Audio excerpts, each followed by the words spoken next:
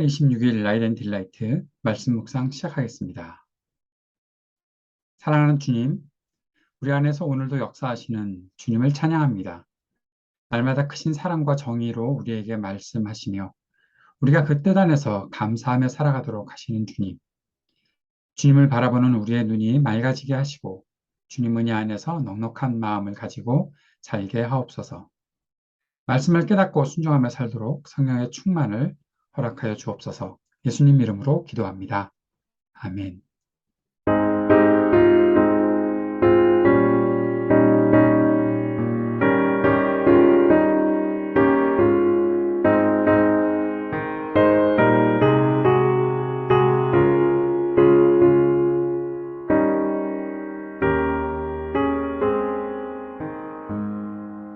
어두운 내 눈 밝히사 진리를 보게 하소서. 진리의 열쇠 내게 주사 장빛을 잡게 하소서. 기쁘신 뜻을 알고자 엎드려 기다리오니 내 눈을 뜨게 하소서. 성령이여,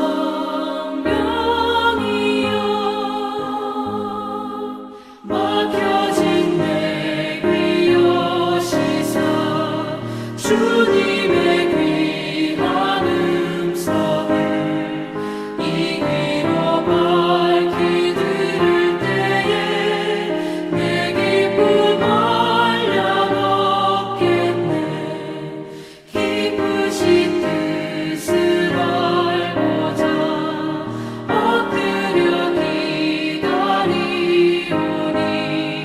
내 귀를 열어주소서. 성령이여.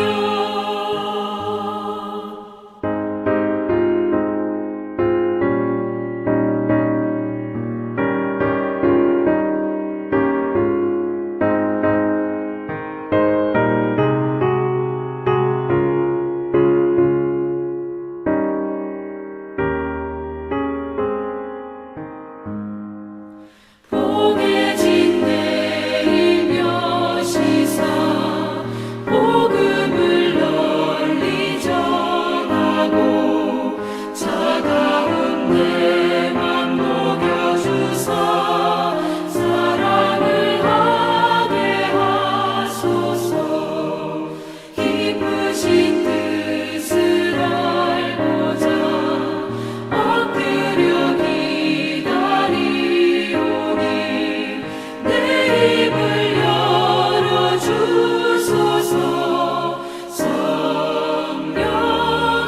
성령이여.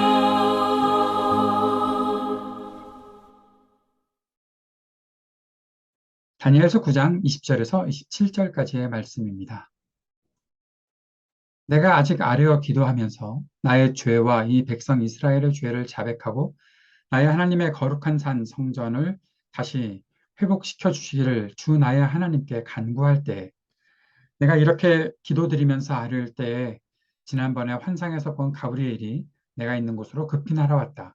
저녁 제사를 드릴 때였다. 그가 나에게 와서 설명해 주었다. 다니엘아, 내가 이제 너에게 지혜와 통찰력을 주려고 한다. 내가 간구하자마자 곧 응답이 있었다. 그 응답을 이제 내가 너에게 알려주려고 왔다. 네가 크게 사랑을 받고 있기 때문이다. 그러므로 그 말씀을 잘 생각하고 그 환상의 뜻을 깨닫도록 하여라.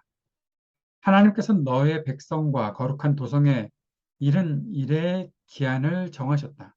이 기간이 지나가야 반역이 그치고 죄가 끝나고 속죄가 이루어지고 하나님이 영원한 의를 세우시고 환상에서 보이신 것과 예언의 말씀을 이루시고 가장 거룩한 곳에 기름을 부으며 거룩하게 구별하실 것이다. 그러므로 너는 다음과 같은 사실을 깨달아야 한다. 예루살렘을 보수하고 재건하라는 말씀이 내린 때로부터 기름을 부어서 세운 왕이 오기까지는 7일회가 지나갈 것이다. 그리고 62일회 동안 예루살렘이 재건되어서 거리와 성곽이 완성될 것이나 이 기간은 괴로운 기간일 것이다. 예순 두 이래가 지난 다음에 기름을 부어서 세운 왕이 부당하게 살해되고 아무도 그의 임무를 이어받지 못할 것이다. 한 통치자의 군대가 침략해 들어와서 성읍과 성전을 파괴할 것이다. 홍수에 침몰되듯 성읍이 종말을 맞을 것이다. 피할 수 없는 전쟁이 끝나기까지 계속되어 성읍이 황폐하게 될 것이다. 침략하여 들어온 그 통치자는 뭇 백성과 더불어 한 이래 동안의 굳은 언약을 맺을 것이다. 그리고 한 이래의 반이 지날 때에는 그 통치자는 희생제사와 예물 드리는 일을 금할 것이다. 그 대신에 성전의 가장 높은 곳에 흉측한 우상을 세울 것인데 그것을 거기에 세운 사람이 하나님이 정하신 끝날을 맞이할 때까지 그것이 거기에 서 있을 것이다.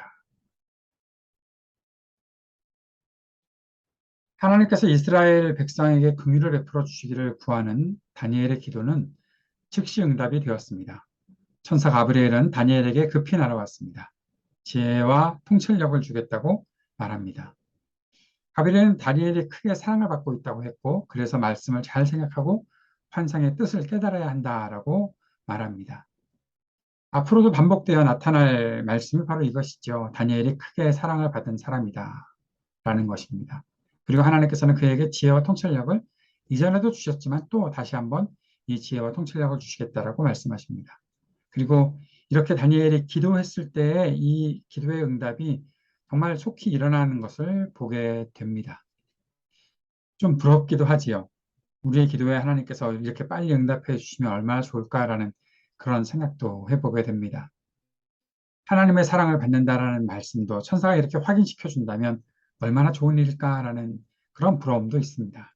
근데 우리는 다시 한번 생각해 봐야 됩니다. 이 마음을 잘 소망하고 사모하는 것은 너무나 당연한 일이겠지만 조금 더 우리가 깊이 생각해 봐야 될 것이 있습니다. 그것은 하나님의 사랑을 받고 기도의 응답을 즉시 받는다는 것은 큰 복을 누린다는 증거인데 큰 복을 누린다는 것에는 주님께서 맡기신 사명도 함께 있다는 것을 알아야 하는 것입니다. 나는 그렇게 큰 복을 안 받았으니 사명은 별로 없겠구나. 그렇게 생각하면 또 안 되겠죠.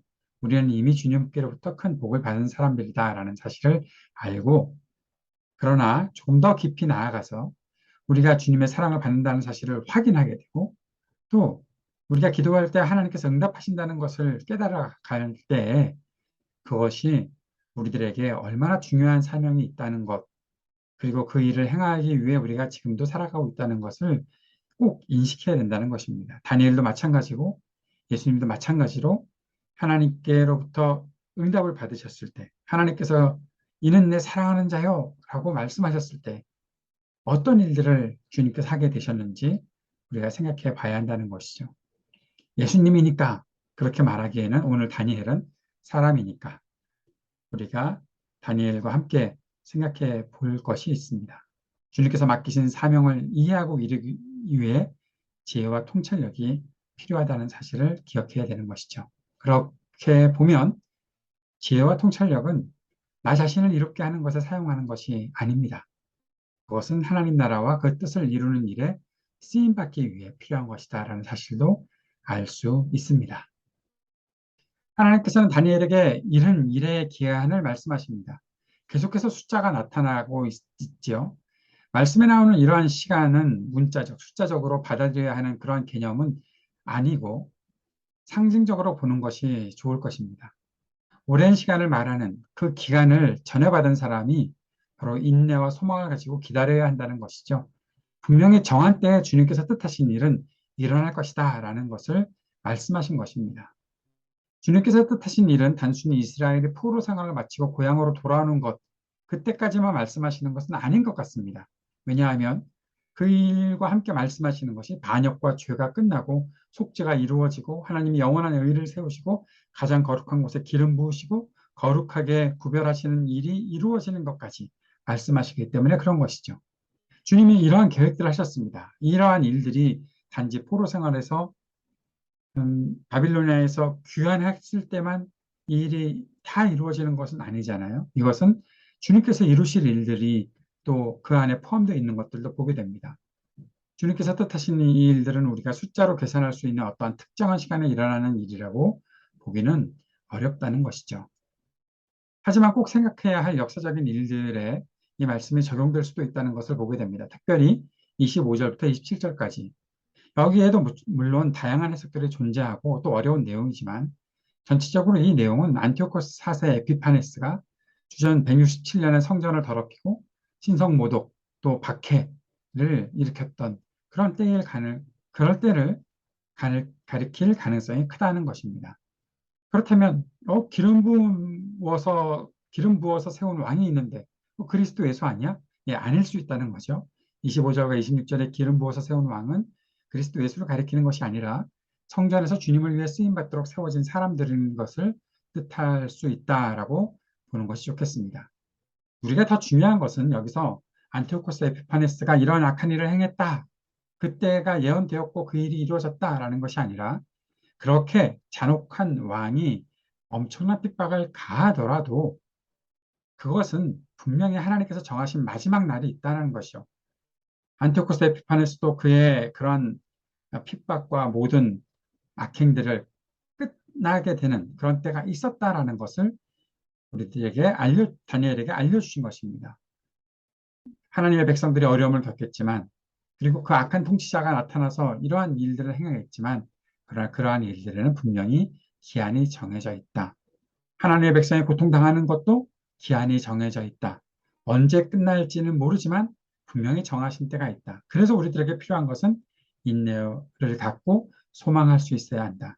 그 일들을 가르쳐주고 사람들에게 격려하고 사람들이 하나님 앞에 온전히 서게 만드는 리더십들에게는 또 그렇게 지도력을 갖고 있는 사람들에게는 지혜와 통찰력이 필요하고 더 큰 인내와 소망으로 이 일들을 깨닫고 알아가야 한다라는 사실을 다니엘에게 말씀하고 계신 것입니다. 하나님은 다니엘에게 환상을 보여주셨고 지혜와 통찰력으로 환상의 뜻을 깨닫고 마음에 새길 것을 말씀하셨습니다. 자기 백성을 위해 기도하는 사람, 지혜와 통찰력이 필요하겠지요. 그리고 인내와 소망을 가지고 백성을 위로하고 격려해야 되겠지요. 끝까지 하나님의 뜻을 함께 이루는 공동체를 세워나가기 위해 우리에게 필요한 것이 무엇인지 알고 그 일들을 하나님께 간절히 구하는 우리 모두가 될 수 있기를 바랍니다. 그 마음 품고 오늘 우리 함께 기도할 때 하나님 우리에게 지혜와 통찰력을 주시고 인내와 소망을 주셔서 하나님의 사람으로 이 땅에 살아가며 세상에서 하나님의 그 맡기신 일들을 잘 감당하게 하여 주옵소서 기도하기 원합니다. 이 땅의 전쟁이 그치기를 또 지구와 환경과 기후의 보존과 또 이 보호를 위해 애쓰는 사람들을 위해 함께 기도하고 우리 청년들을 위해서 계속해서 기도해 주시고 하이브리드 3.0 교회를 위해서도 기도해 주시기 바랍니다. 함께 기도드리겠습니다.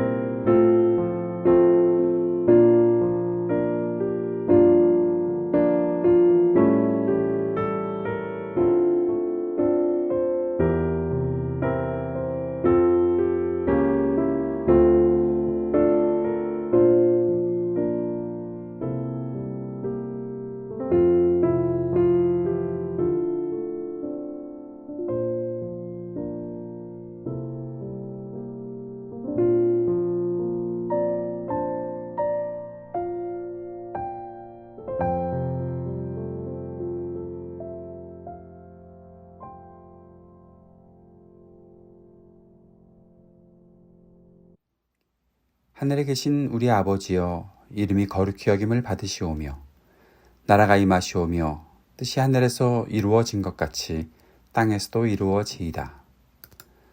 오늘 우리에게 일용할 양식을 주시옵고 우리가 우리에게 죄 지은 자를 사하여 준 것 같이 우리의 죄를 사하여 주시옵고 우리를 시험에 들게 하지 마시옵고 다만 악에서 구하시옵소서. 나라와 권세와 영광이 아버지께 영원히 있사옵나이다. 아멘.